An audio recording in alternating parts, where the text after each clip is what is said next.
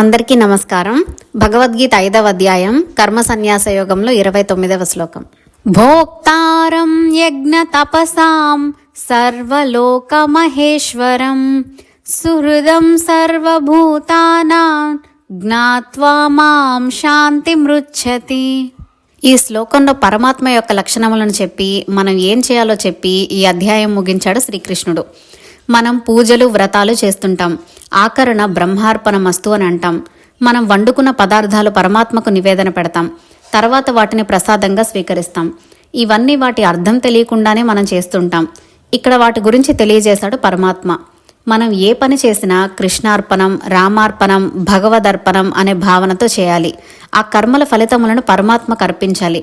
మనం ఇచ్చేవన్నీ తీసుకుంటాడు కాబట్టి ఆయనను భోక్త అని అన్నారు. ఈ శ్లోకంలో మనకు 3 విషయాలు చెప్పాడు పరమాత్మ.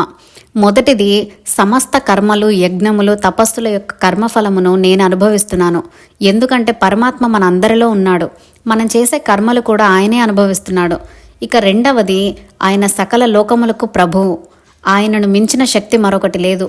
కానీ మానవుడు అంతా నేనే, నన్ను మించినవాడు లేడు అని అనుకుంటున్నాడు. అదే అజ్ఞానము. ఆ అజ్ఞానం పోవాలనే పరమాత్మ ఈ విషయం తెలియజేశాడు. మూడవది, పరమాత్మను నమ్మితే ఆయన మనల్ని సదా రక్షిస్తుంటాడు. అందరి క్షేమము సదా కోరుతుంటాడు. ఎవరికీ అపకారం చేయడు. మనల్నందరినీ సంసార సాగరం నుండి ఉద్ధరించడానికి గీతోపదేశం చేశాడు. పరిత్రాణాయ సాధూనాం వినాశాయ చతుష్కృతం అని ప్రతిజ్ఞ కూడా చేశాడు. అటువంటి పరమాత్మను నిరంతరము ధ్యానిస్తే, ఆరాధిస్తే అతనికి పరమ శాంతి లభిస్తుంది.